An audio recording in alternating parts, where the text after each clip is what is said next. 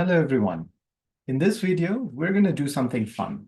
Instead of talking about object-oriented design and all that, let's just take a look at the Raspberry Pi Pico and the simulator and an actual integrated development environment that you can use to run applications on the Pico.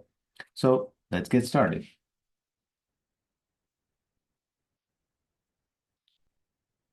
First, let's look at the Raspberry Pi Pico.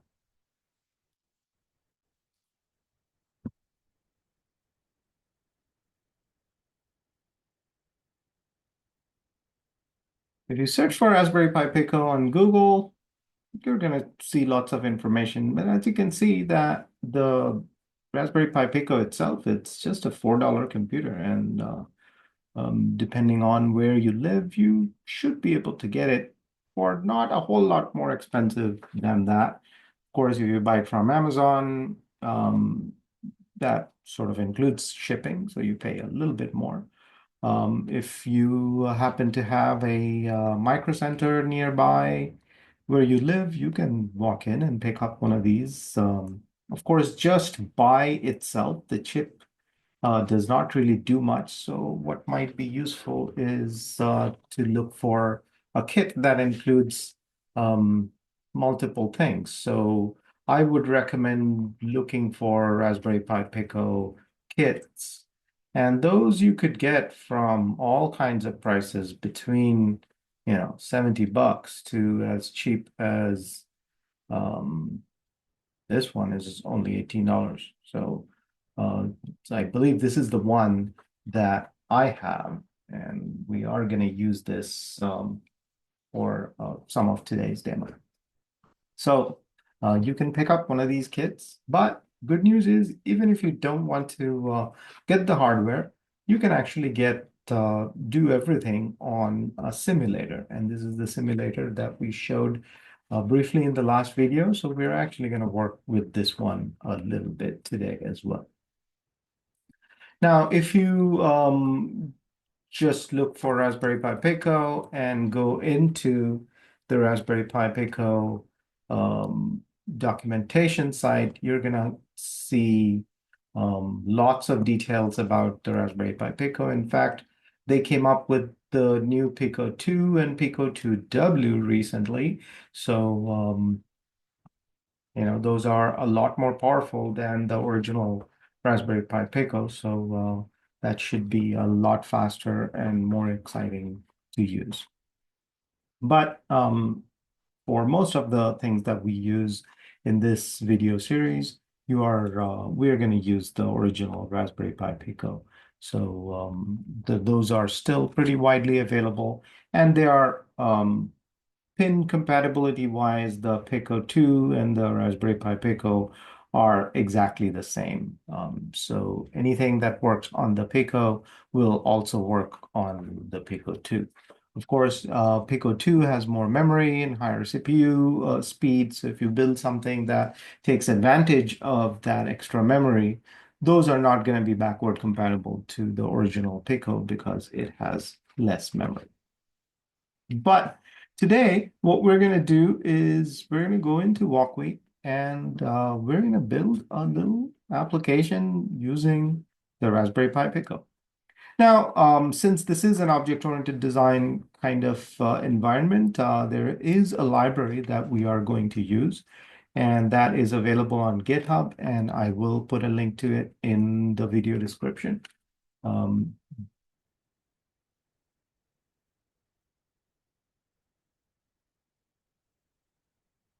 And this is the library that we use. This is something that I have developed that includes some object-oriented implementation of a lot of the hardware that we are going to use. We're not going to need every one of these modules, but we will be using a few of them. Today, we're only going to use these two files, lights.py and log.py. And those are the only two things that we need for today's example. So let's go into WokWi. And if you do not have an account, you do need to create one. So you click on sign in and you can create an account using your email, or if you have a GitHub account, you can use your GitHub credentials, or you can use your Google Gmail credentials as well. So I'm just going to use my Gmail credentials and log right in. So I'm in my account. I'm going to go into my projects. And of course, I've got tons of projects, but we were going to create a new project. And when you go into new project, you will get all kinds of options. The simulator WokWi works with all of these different microcontrollers. We are going to use the Raspberry Pi Pico, so I'll click on Pi Pico, and as you can see, it's got support for both the Pico and the Pico W. We're only going to use the Pico, the base Pico, and we're going to use MicroPython. So we'll click on MicroPython and we get a pretty simple little screen here. And there it is. So when you see the screen, on one side, there is your code, and on the other side is the simulated hardware. And this is exactly what the Raspberry Pi Pico looks like. So if you go in here, you will see what the Pico looks like, and it looks exactly the same on the simulator as well. Now, one thing to note, and these are some of the things that we will go over as we go forward, is that the different pins of the Pico have different options. So anything that is green in this picture, you will see that they are a GP or general purpose IO pins, and they have numbers, GP0, 1, 2. And these numbers should not be confused with the actual pin numbers, which go from 1 to 40, but notice that pin 1 is GP0, and this number is the one that we refer to in the code. So we don't refer to the pin number, we refer to the IO number. So you'll see that in a few minutes. And as I said, we are going to use the light and log, those two classes. So I'm going to upload those two into my simulator. And there is light and there is log. We don't need anything else. If you want to follow along, you can just go to the GitHub link and download this entire repository if you'd like, or you can download one file at a time. As I said, lights and log are the only two modules we will need today. So we go in here and let's add some lights to our Pico. So the first thing that we are going to do is we will click on plus, and we are going to add 3 lights. Okay, we've got 3 lights here. Let's change the colors. Let's make one red, one yellow, one green. There you go. We've got 3 lights that are red, yellow, and green. So these, as you know, they are called LEDs, light emitting diodes. And these things run at about between 1.2 and 1.8 volts, somewhere around there. You probably do not want to push too much more volts through these things, otherwise you're going to burn them out. Of course, in the simulator, you can't burn anything, but we will still try to be as close to the real world as possible. So in order to make sure that you don't push too much light, what we do is we put a resistor, because the power that comes out of these GP pins is about 3.3 volts. So you want to make sure that you don't push more than that in here. So what we're going to do is we're going to add some resistors. So here is the resistor. And the typical value of the resistor that you put is 330 ohms. So we select 330 here and ohms. You can also use 220, 470. Don't go too much higher than 470. The lower you go, the more current you get through the light, and you're going to be brighter. But then if you go too low, then again, you're going to get too much current and you're going to burn out your LED. 330 is a good number. And what I'm going to do is hit Control C on this thing and Control V a couple times so I get two copies of the resistor. And now what I could do is let's pick pins that I'm going to connect them to. And while I'm doing that, let me quickly show you what I've got in the hardware. And this is something I have shown you very briefly in earlier videos, but today you're going to get to see this a little more. So let's take a quick look at this setup here. So this is basically the kit that I showed you. It's the LAF-VIN Raspberry Pi Pico starter kit. It's available from Amazon somewhere between $15 and $20. Usually the price, as you know, goes up and down. And I've been testing with it, so there is some code that's already running, as you can see. By the way, this is, not how the kit comes, but you will get a box with all the stuff inside. And then if you want to do like me, you can, stick the breadboard. So this thing is called the breadboard. There's a display that comes with it, an 8-digit light strip that comes with it, and a bunch of cables, basically everything you need. So what you see in here is essentially what is included in the kit. The only additional things that you will see is this knob that I pulled out from an old radio and the battery that I use to power the kit once in a while. Right now it's connected to my computer, so it's getting power right from the computer. Now in this set, I have already pre-wired basically all the things in here, so you can sort of see the inside of it. But if you are doing it in hardware yourself, you can basically do all the wirings directly on the breadboard. So in this video series, we're not going to talk too much about breadboards and wiring and things like that. There are plenty of videos on YouTube that you can use to pick those up. So today's video, we're going to create the three LEDs, the red, yellow, and green. And these in the kit, I already have connected to pins 6, 7, and 8. So we're going to follow that same thing so I can kind of show you how that works on the actual hardware as well. Okay, so let's come back to the code. And what we are going to do is continue. Since they are connected to pin 6, 7, and 8, I'm going to take pin 6 and connect it to the resistor. And from resistor, I'll go to the anode, which is the larger pin of the LED. Same thing from pin 7, I'll go to the resistor. And from the resistor, we'll go to the anode. And from pin 8, we'll go to the resistor. And from the resistor, we go to the anode. So that's kind of how it gets connected. I like to keep the wires, at least in the simulator, as close to the where we're connecting.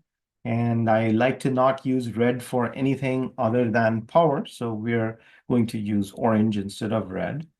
So this one is yellow, so we will use yellow.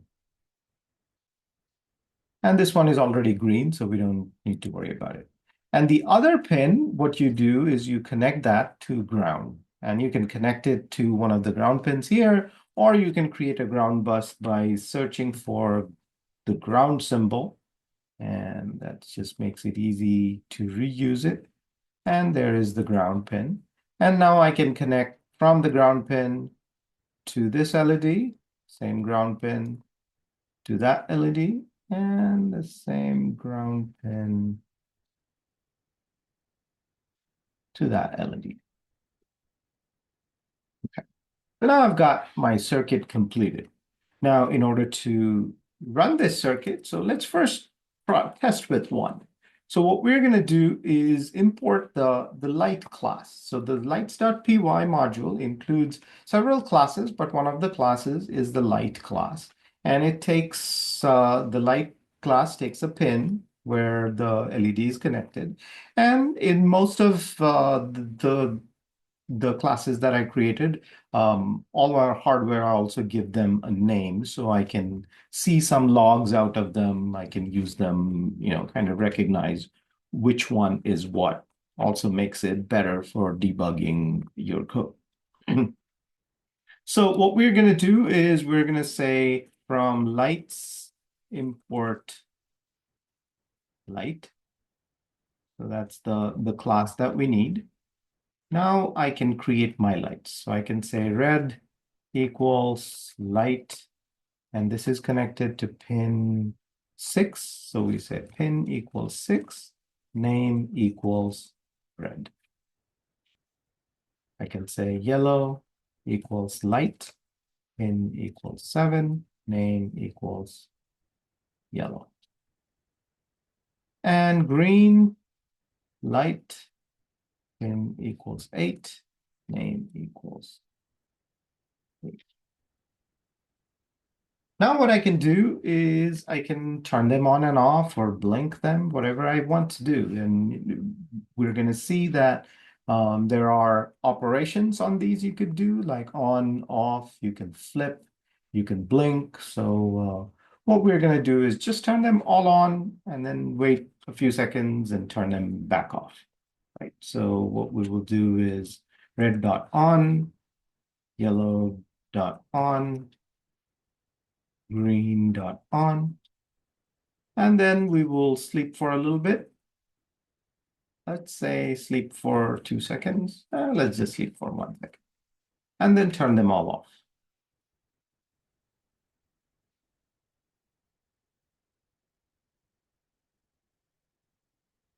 That's it. That's pretty simple. We will save that as our project 1. And I can now run it. So if I hit run, there you go. All 3 lights came on, and then after a second, they went back off. As you can see that while the code was running, I was also getting a lot of output in the screen. So that's what the log class does, is that as things are going on, it's reporting what is happening. So that is useful to see what kinds of things are happening in the background. So that's one extra thing that the class does on its own. We're going to see some of the code inside these classes as we go along. But that's basically, of course, it's not very useful to turn it on and back off in a second it's over. So what we're going to do is we're going to put this in a loop. So we'll say while true. And since this is Python, we're going to tab all of this 1 tab forward. So they are all inside this while loop. Save it again. And now,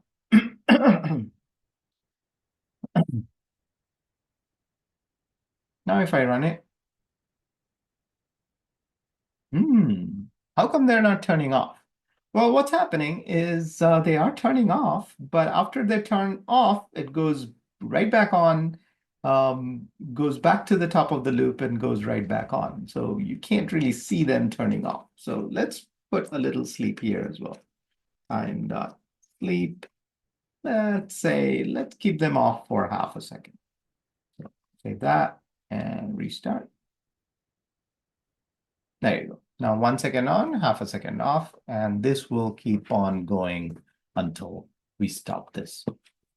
So now we have it running perfectly on the simulator. Let's see how we can get it running on the actual hardware, right? So in order to run it on actual hardware, you're going to need something that talks to the Raspberry Pi. The most common to use is an IDE called Tawny. And you can download it from tawny.org. And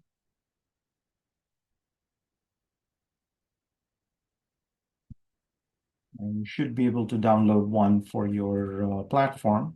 Once you download and install it, you hook up the Raspberry Pi, assuming you already have set it up with the firmware and all of that. All you have to do is See, on mine, the Raspberry Pi is already showing up. But if it doesn't, you just click on this status bar at the bottom left and you select the Raspberry Pi. If you do not have it selected, it looks like this. And then you select the Raspberry Pi. You're going to see MicroPython on the Raspberry Pi Pico. And it shows you all the stuff that's in the Raspberry Pi already. So what I'm going to do is I'm going to take this code that we wrote on the Pico. I'm just going to copy that and paste it in here.